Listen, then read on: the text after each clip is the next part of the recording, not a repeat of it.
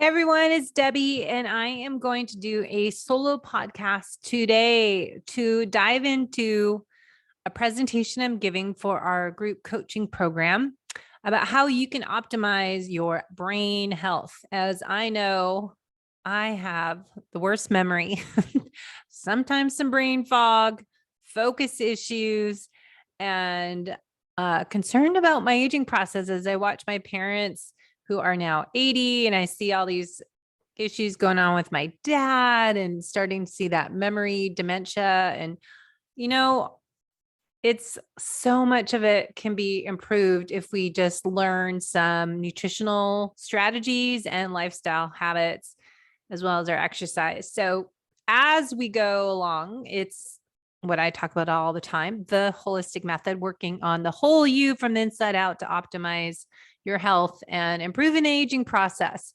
So it was appropriate that I was given this category, brain optimization, to talk about in our group 6-week transformation program I help coach, because I'm always struggling with fatigue or brain fatigue, not fatigue so much as my brain just not working as it should be. And I know there's some things I can improve. So let me share the screen. So head to the YouTube channel and look up Low Carb Athlete, Debbie Potts, and you'll find my videos that I put out for the podcast, but also some special interviews I'm going to start doing on some transformational stories that I've heard these amazing people just making huge differences in their health and quality of life by working on their nutrition.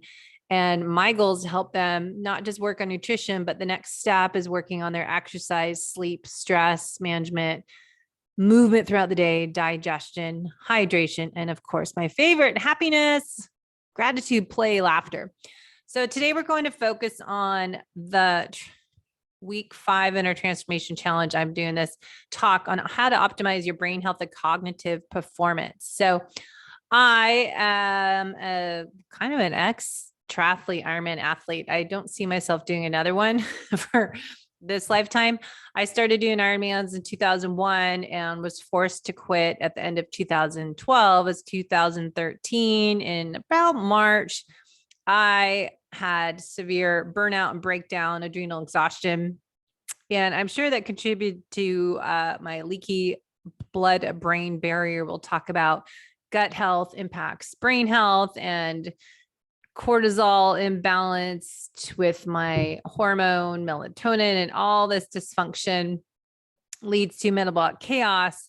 And ever since that year, 2013, I've been on a mission to help other people avoid going through what I went through, even though I was doing all the right things as we think of low carb and fasted workouts and doing more keto and really doing my strength training, doing my intervals and doing my yoga, but I was doing a lot of everything. And as you know, if you've listened to me long enough, anything too much can cause dysfunction, imbalance. And we want to create homeostasis, balance in our body, by finding the right dose of stressor, acute stressors, those hormetic stressors, but that Goldilocks effect, not too much of anything, just finding the right balance for you. So my fitness studio was a big part of my stress. I opened it in 2010 to create this all-in-one fitness studio in downtown Bellevue, Washington, outside of Seattle. And I was on a mission to offer group circuit training, TRX training, personal training, small group 30-minute sessions, but also sauna, acupuncture, massage, all this work on teaching people to be fat adapted athletes. I was doing it ahead of the time. So people were kind of confused when I made t-shirts saying, eat fat to burn fat, and doing 21-day sugar detoxes and 5-day jumpstart challenges. And I had a Viome seminar, and I did all this stuff, but I just wasn't as successful as I needed to be to cover my high rent. That was a big contributor of my 10 years of chronic stress, just constantly worrying about how to succeed as a small business owner. On top of that, I was doing Ironman's 50K trail runs in the off season of my Ironmans, and I was doing marathons and half marathons and just too much of everything. So I'm feeling better because thank you to COVID, I was working online, coaching clients on Zoom, and I was preparing to close my fitness studio October 2019. Fortunately, I had a game plan post fitness studio owner to be a health and fitness coach online. And I was beginning of 2020, pre-COVID, training clients here and there and run coaching and doing all this different stuff all over, but I was too scattered and I wasn't really happy. And thanks to COVID, I was forced to stop training people all different locations and really focus on growing my business. I was passionate about what I do now, the holistic method, health and fitness coaching as an FDN practitioner, being kind of health investigator, adding in functional lab testing and doing nutritional therapy work with people, combining all my training from the past 25 plus years all together into one comprehensive personalized coaching program. So I moved from Seattle to San Diego almost 2 years ago. The summer of 2020, we moved into our house,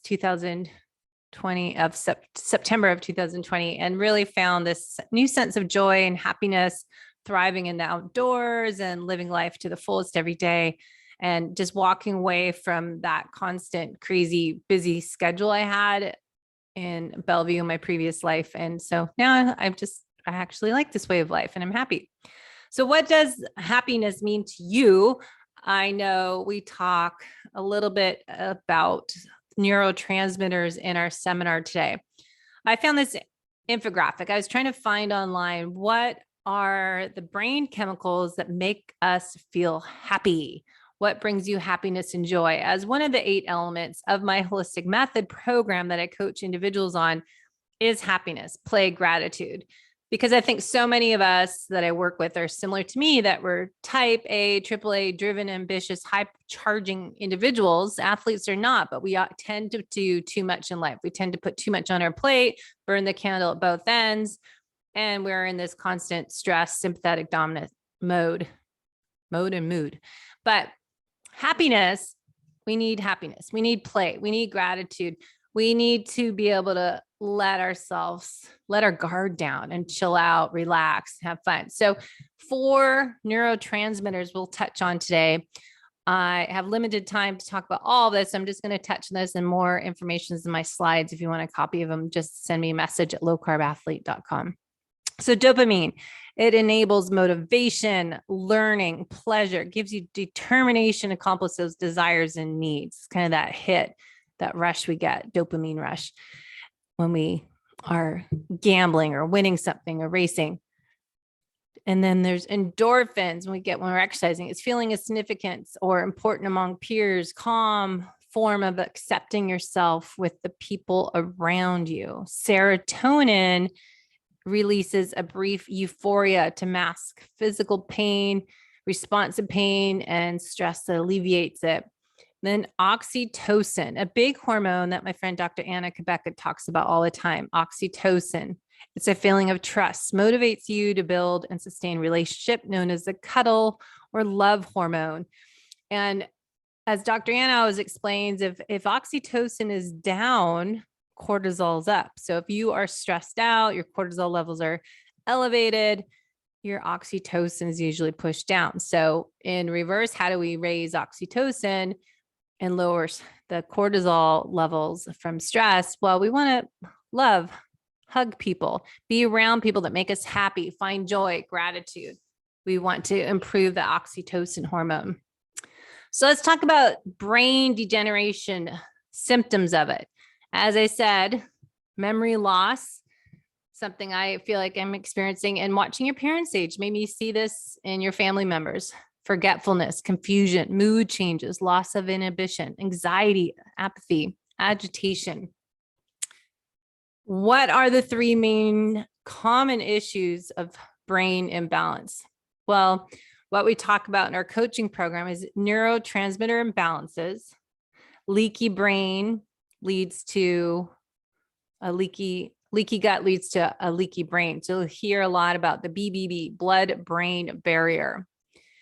HPA axis dysfunction. When I wrote my book, Life is Not a Race, is about HPA dysfunction. We used to call it adrenal fatigue exhaustion, but it's kind of a catch-all phrase. It's not really the adrenals, but it's on top of that, the HP axis, hypothalamus, pituitary to adrenal axis.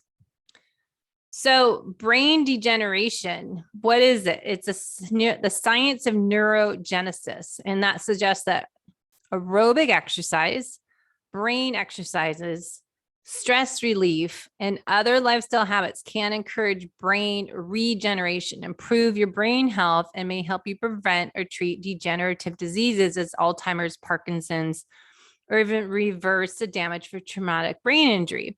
And that's from a handout Dr. Jockers has out on brain health. He also, Dr. Jockers did a great chart I included here.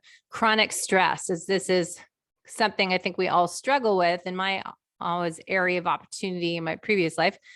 Chronic stress impacts your brain. Anxiety, anger, headaches, apathy, focus, brain fog, you'll see on this list. Recognizing those symptoms of stress. And on the chart, you can see if you're watching the video, teeth grinding, apathy, trouble concentrating, anger, anxiety, headaches, muscle tension, stomach problems, skin irritations, decreased sex drive. It's not happiness is missing. And the effects of stress on the body can impact our mood, including anger, depression, irritability, lack of energy, concentration problems, sleeping issues, headaches, mental issues, and more. And then it goes through the other body functions. But just realize that chronic stress impacts our brain health. What are the main neurotransmitters that we will talk about a little bit today? And how do they affect our brain health? Well, we've got adrenaline, fight or flight, noradrenaline, concentration, dopamine, pleasure. We talked about serotonin is more the mood, contributes to well-being and happiness, helps sleep cycle and digestive system regulation.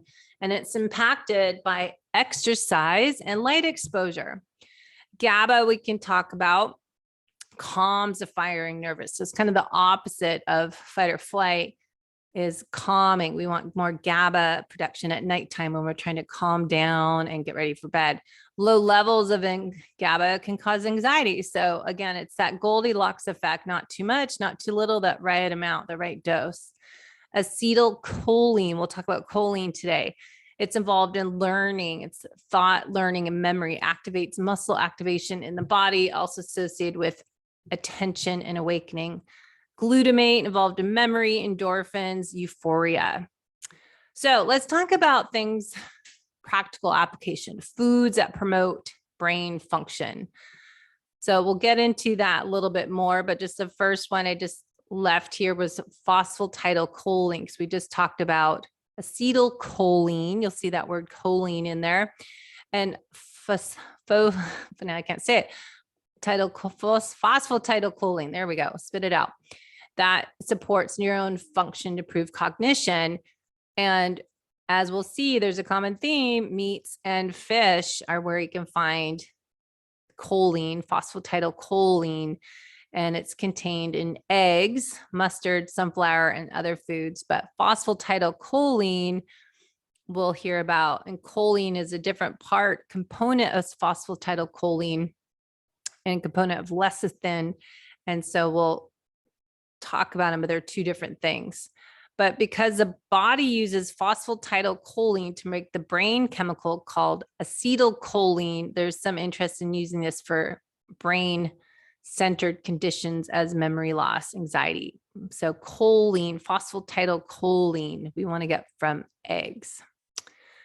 So serotonin is a neurotransmitter I want to touch on. And I think it's important to go into, you'll hear about leaky gut and leaky brain, because serotonin, the feel-good neurotransmitter, is 95% made in our gut. So the gut bacteria produces hundreds of neurochemicals that the brain uses to regulate basic physiological processes, as well as mental processes such as learning, memory, and mood. The other 5% is made in your brain. Low serotonin gut health. Guess what? How we can improve it? Well, it's impacted by stress, disease, diet, or other causes. So, of course, stress management and working on the right nutrition intake, nutrient dense intake will impact our brain health. So, changes in your serotonin level will affect your gut as well as your brain. So, we want to always look at what we eat, how we eat, when we eat, but also digesting our food properly so we have a healthy gut. So how do we get low causes of low serotonin levels? How do we get that? I always want to know why. So of course, the word chronic stress, nutritional deficiencies, digestion issues, certain drugs, hormone changes, lack of sunlight are big causes of low serotonin levels. Bioindividuality is also part of it. Some of us might have less effective serotonin receptors, a body that breaks down serotonin or absorbs it too soon, and then low levels of nutrients that are used to help produce serotonin as L-tryptophan, vitamin D, vitamin B6, and omega-3 fatty acids. Now, going back to that gut-brain connection on serotonin, remember, it's a neurotransmitter. I briefly went over. It carries signals between brain nerve cells. The gut-brain axis is the communication line between the central nervous system and the enteric or the intestinal nervous system. So the gut and the brain is connected. So that's why we say our gut is the second brain. Research shows that, as I said, 95% is made in your GI tract, 5% is made in your brain of serotonin. It's produced in the gut to help regulate our immune system. Now let's go over another definition you'll hear a lot about. I mentioned in the beginning, BBB, blood-brain barrier. And leaky gut often leads to leaky brain. So blood-brain barrier leakage means that the brain has lost its protective means and stability of the brain cells is disrupted, and the environment in which the nerve cells interact become ill-conditioned. These mechanisms could eventually lead to dysfunction in the brain. Blood-brain barrier, it said leaky brain, it's when the endothelial cells are exposed and detrimental compounds, physiological circumstances that cause them to die prematurely, leading to a weakened defense for the brain. So you can see in the graphic that we should have these sealed alignment here and the cells. And then if we get little gaps similar to leaky gut, you can see these toxins can get through the barrier. And we definitely want to have that protective blood-brain barrier.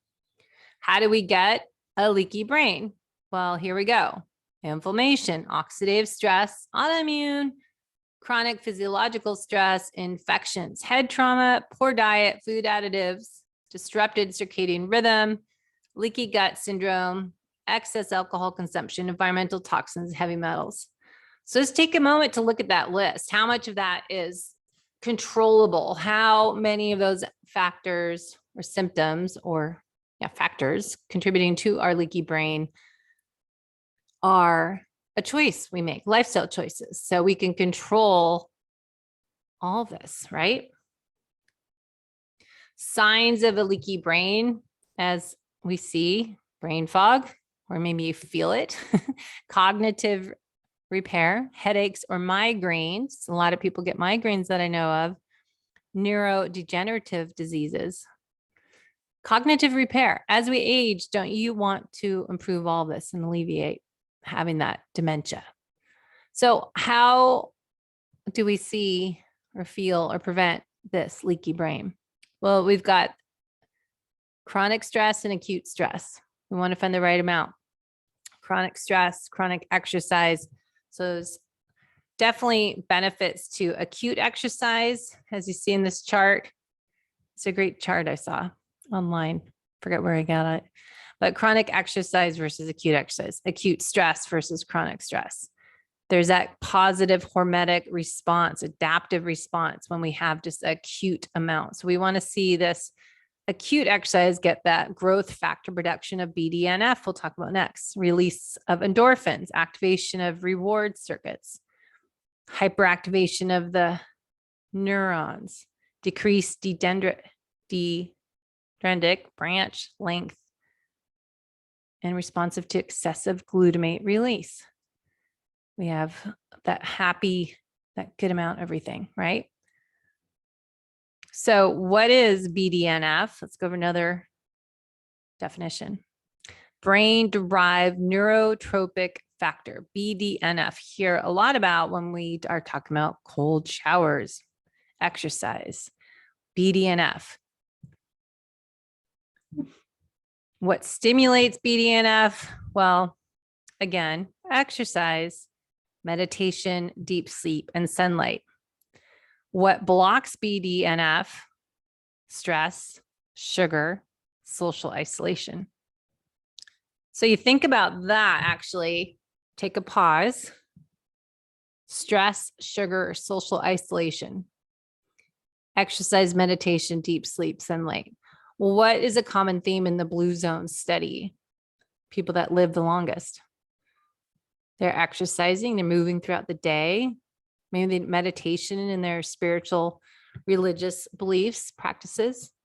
They're sleeping deeper, probably, because they're getting out in sunlight, and they probably have a better circadian rhythm getting up sunrise and sunset. What about stress, sugar, social isolation? That would be together social isolation, looking at that oxytocin, being around people to improve that love, hug, caring for people. How do we improve our BDNF levels?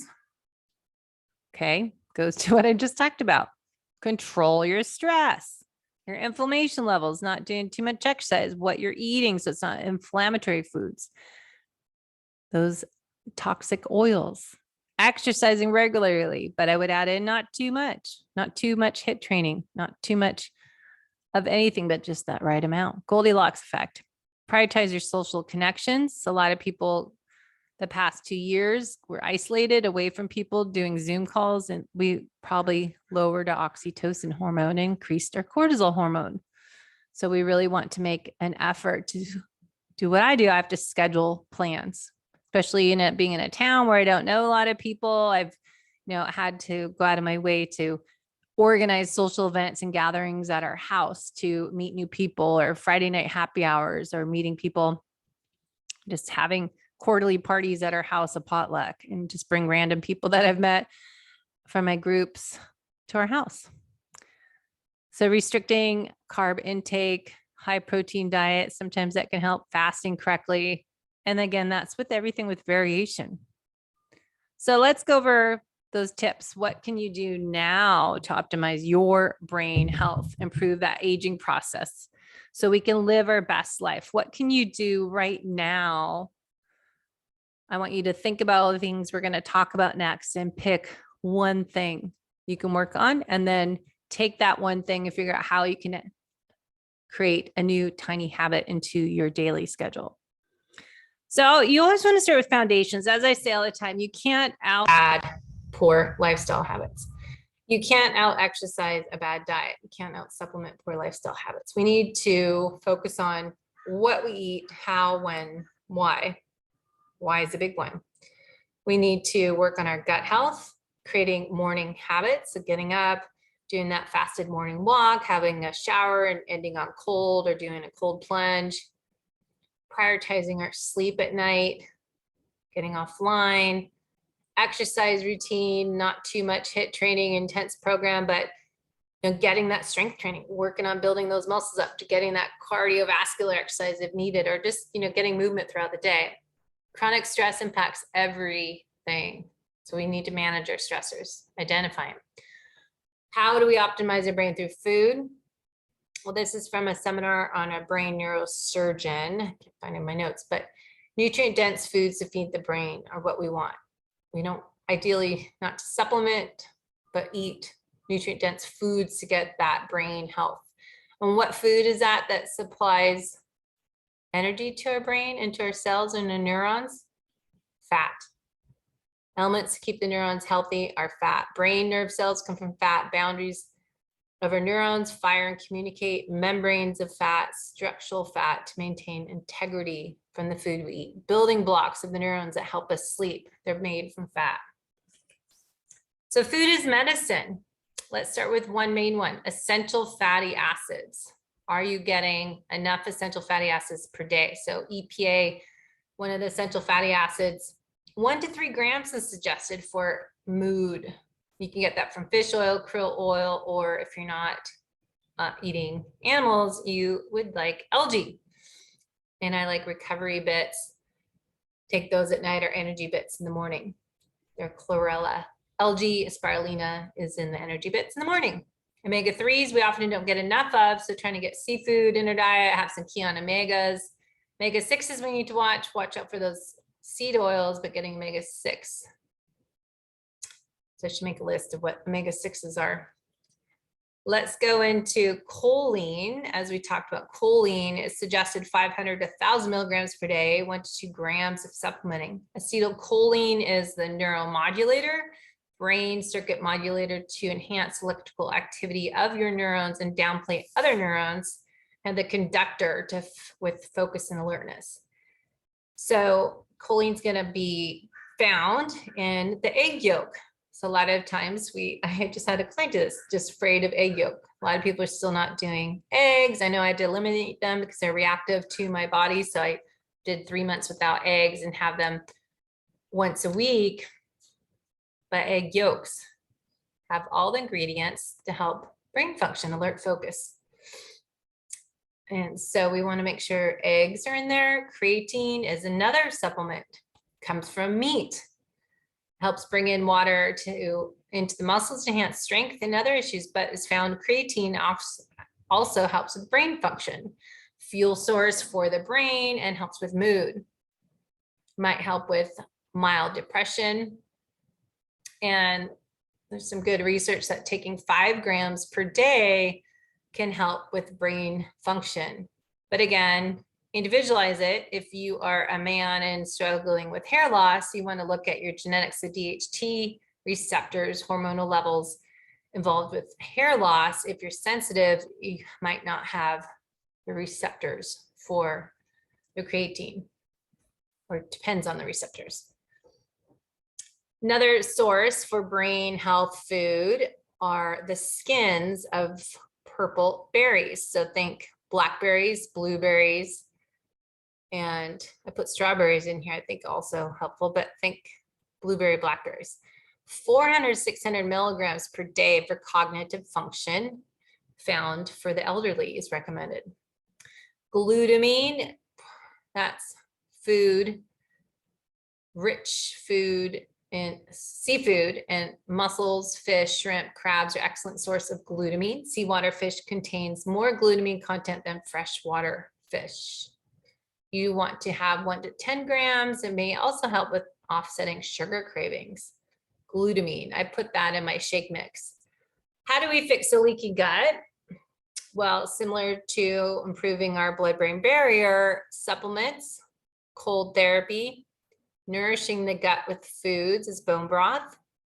Avoid snacking between your meals. If you need to snack, you're probably not eating the right ratio of macros or the right foods for your body, or you're not eating correctly. You might be eating in a fast sympathetic dominance, so you're not even aware that you're full and satisfied. Those hormones aren't firing. And caution with high-fat diets. Sometimes not all of us can tolerate the high saturated fats. Controlling blood pressure, limiting alcohol, and optimizing your sleep. So how to improve your brain health tips. Let's go over those. Brain buster foods, processed inflammatory foods we want to avoid, prioritizing healthy fats, quality animal protein, herbs, spices, minerals, fermented foods. We want to manage our blood sugar by going lower carb, or personalize it by testing your blood sugar. We want to implement some form of fasting on a regular basis, 12 to 16 hours. Women might want to be more 12 to 15 hours overnight fasting. Perhaps once or twice a month, do a 24-hour fast on a low to no exercise day, like more movement day. Do low, moderate morning aerobic exercise, sprints or heavy leg lifting, chewing gum, listen to binaural beats, and diffusing essential oils while working helps your brain. Learn something new every day, doing something out of your comfort zone 4 times a year, and supplementing with fish oil at a minimum. And then bonus, if you're doing all that and you want more, you can invest in some biohacking gear and some nootropics. Let's talk about things that you can do now. So lifestyle habits for the brain, talk about exercise, walking while learning something new. You can stack that together. Sprint, HIIT training. I just was at the beach this morning and there's a hill. You can do some sprints up the hill, 15 seconds. Resistance training, I try to do 4 times a week. I'm all about getting stronger. Increasing blood flow to the brain by gum, make sure you're not getting the artificial sweetener gums. Essential oils, putting in diffuser. I have a little plug-in into our family room, kitchen, and hallway with oils. I can put in drops in there. Nasal aromatherapy is great too. How can you fix your neurotransmitter imbalances? So back in the beginning, we talked about the neurotransmitters, and I just want to touch on these a little bit. How to get the right nutrients to fire up those gut wall lining and fire up your brain cells. So we have the stronger gut wall lining and stronger blood-brain barrier. We want to limit those toxins, moderate use of stimulants, avoid taper off antidepressants, working with your doctor on that, addressing dirty genes, we'll talk about that, and lab testing and quizzes to help figure out your neurotransmitters. So let's touch on a few of those. Limit toxic exposure. Opt for organic produce, grass-fed, free-range, wild pasteurized animal products. Invest in high-quality air filters. Check out UWG. It's a great website. You can look at their app, but you can find out what is a product that you might be using now that's not ideal. Or maybe look at options for other better choices. Natural household personal care products. I have changed all of our cleaning and household items years ago to good products. Luckily nowadays they're sold everywhere. You can even find them at TJ Maxx or Home Goods. You can find Myers household and cleaning products and others. And also dentists. I finally found when I moved to San Diego a holistic dentist. So finding a dentist that works with you and your beliefs is a great find. All right, sensory overload. I'm a big one on this one. Take frequent breaks from computer screens. Feel like your eyeballs are gonna burst some days like mine, and get off the screen. I put my glasses on a lot during the day with the bright light. Avoid stimulating actions, video games before bed. So calming, remember that GABA neurotransmitter helps calming. Some lemon balm tea, passion flower extract. There's some good blends that you can get.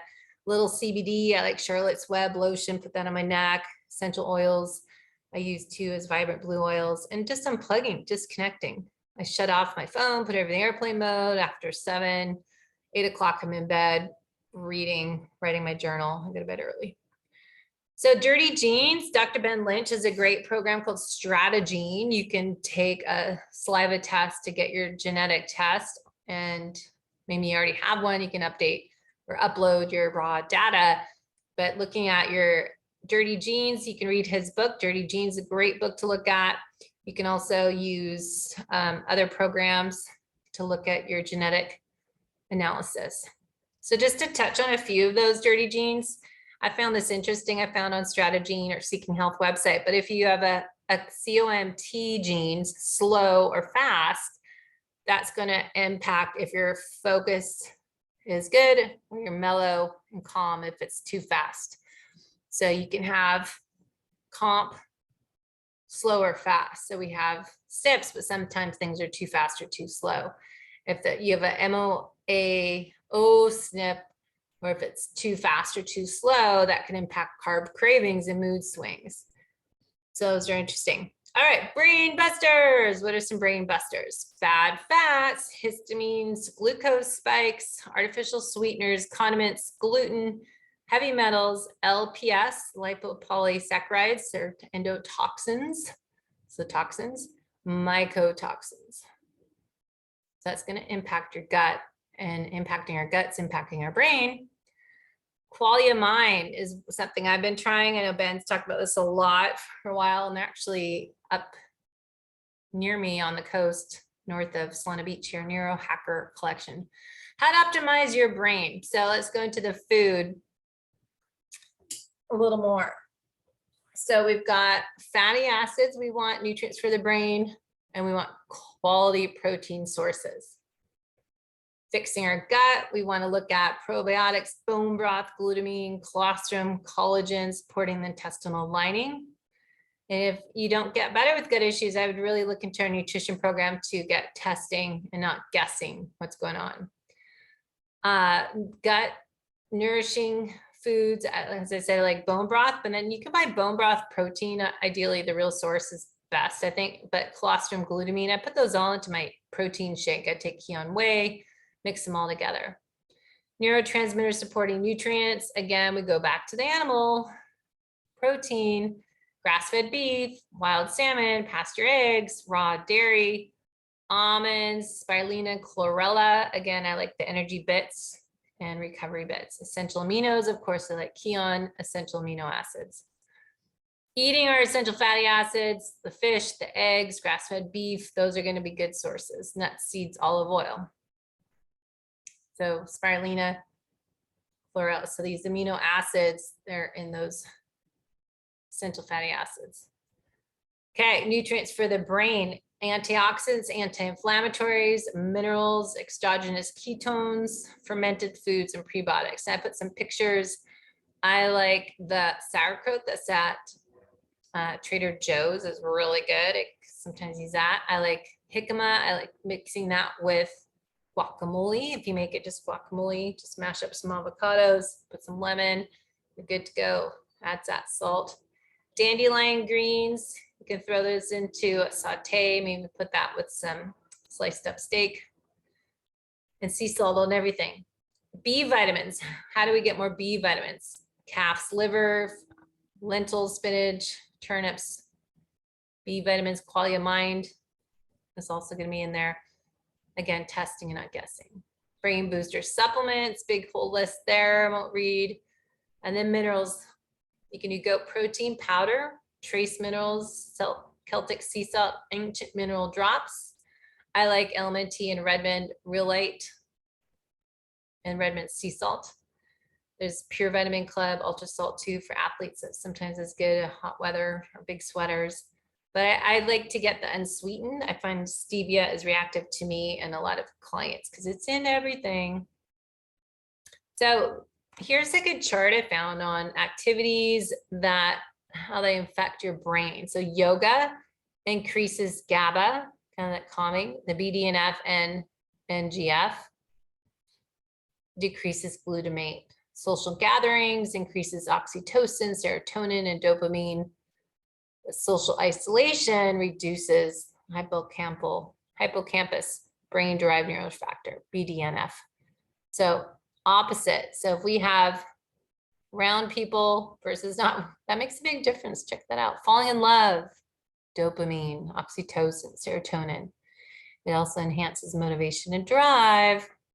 Meditation. What does that help? BDNF. Keto, low carb, higher fats, decreases glutamate, increases GABA, highly neuroprotective, although not sustainable. Well, that's some people, it is sustainable. So it depends. And then ice baths. Brain boosters, of course, quality of mind, brain neurotropics, dietary lifestyle supplements, but always start with nutrition. So summarize leaky gut, leaky brain, supplements, cold therapy, nourishing the gut, vagal nerve, snacking, high fat, limit alcohol, sleep. So remember, you can't out supplement poor lifestyle habits. I read an article from Ben said, there's no substitute for clean eating, intelligent exercise, and high quality sleep. Without that foundation, anything I recommend is built on sand. Purpose, you need a motivation of your why. Whether it's for your relationship with your family or friends, God, or an earthly goal, you need to identify a reason to value your health in the first place. Amen. Mediocre brain health derails everything. If you're easily exhausted, easily overwhelmed, and have the attention span of a gnat and a weak willpower, it'll be hard to implement any of these fitness strategies, dietary strategies, supplement routines, breathwork, meditation that you need to improve your health of your life.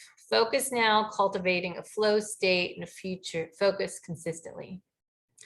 Lastly, HP axis dysfunction, how that goes, signs and symptoms of stress and causes of dysfunction. It's the same thing for all this: stress, breathing, overtraining, excessive calorie restriction, lack of sleep, chronic inflammation. You see a pattern. So what can you do? Control your stress, work on your breathing, sleeping, creating routine, strengthen that vagal nerve, work on your cold exposure, showers, box breathing, breathing in, count of 4, hold it, count of 4, exhale 4, hold 4. Do that a few times through until you're more relaxed, and do that to fall asleep. 4, 7, 8 breathing. Breathing in, count of 4, hold your breath for a count of 7, exhale, count of 8. Try that a few times, 3 rounds. So how do we optimize our brain health? Wrap it up. Avoid antidepressants when possible. Ideally focus on balancing your neurotransmitters naturally. Moderate caffeine and alcohol consumption. Do a monthly caffeine reset. Audit personal care and household products. Use that EWG website. Moderate exposure to overstimulating sounds, videos, and other excessive sensory stimuli, especially nighttime. Eat lots of fats, B vitamins, minerals, amino acids. Supplement with fish oil, curcumin, CBD, adaptogens. Get outside in nature at least 30 minutes, 1 hour per day, especially in the morning. Daily cold exposures via cold shower, cold soak, walking in the ocean. Implement at least one breathing technique to practice each day, as I just explained. Prioritize sleep.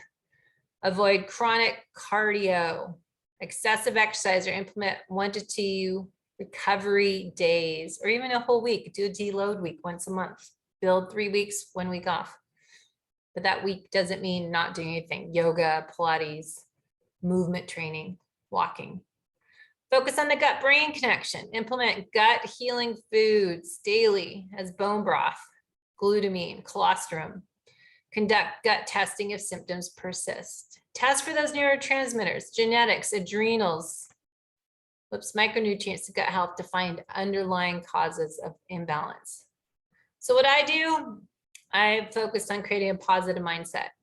I thrive every day by living mostly outside as much as I can. I get outside for exercise when I wake up, outside sunrise exercise.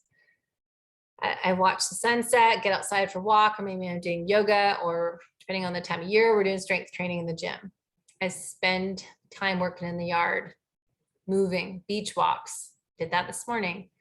Cold therapy might be in the ocean for me, walking into it, or it might be just ending on cold. I'm kind of a wimp with the cold plunge. Evening rituals, disconnecting, setting boundaries. I do yin yoga at nighttime a few nights a week. And again, digital detox, unplugging, putting everything airplane mode when I'm at home. So again, supplementing, if you still need help, there's a great all-in-one supplement for focus memory. Is called Qualia Mind. So it helps you focus. I've been trying to do that, seeing if it helps me optimize my learning and memory long-term, getting clarity, struggling with attention. If you want more, check out our coaching programs to really get individualized program. Doing genetics, looking at thyroid function, measure all their thyroid markers. The Dutch test does your hormones over a 24-hour period. General brain health, and neurotransmitters you can do via quiz. So testing neurotransmitter balances, there's a Dr. Braverman's brain deficiency quiz. There's Dr. Mark Hyman's Ultra Mind Solution Companion Guide, and you can look up Julia Ross's mood type questionnaire. Genetic testing, 23andMe, there's Strategene, there's a DNA company I just interviewed today, Genetic Genie. So if you want to talk with someone, I would meet with someone, a friend tonight, today, and just say, hey, what are 3 things to improve your mood? Let's take one of those and create a strategy, a program, how to get results. What can you do now? Okay, and then another seminar we can talk about keto for brain health, fasting, and protein restriction, and how that can help. So go figure out what your one thing is, how you can implement that one thing into your life. What's a little trick? Maybe if it's 1 minute of stretching while do nasal breathing, box breathing before you fall asleep at night. So for you, maybe it's your area of opportunities, getting up in the morning at sunrise, going for a walk. So pick something to help optimize your brain health. Okay, hopefully that can help you figure out how to be your best self and improve your aging process, and looking at your future self, how you want to be living life when you're 10, 20, 30 years from now. How do you see yourself? So get working on that brain health now before you have issues. Thanks for listening and watching on the YouTube channel, The Low Carb Athlete. Let me know if you have any questions or want personalized coaching. Head to wpotts.net for a free discovery call.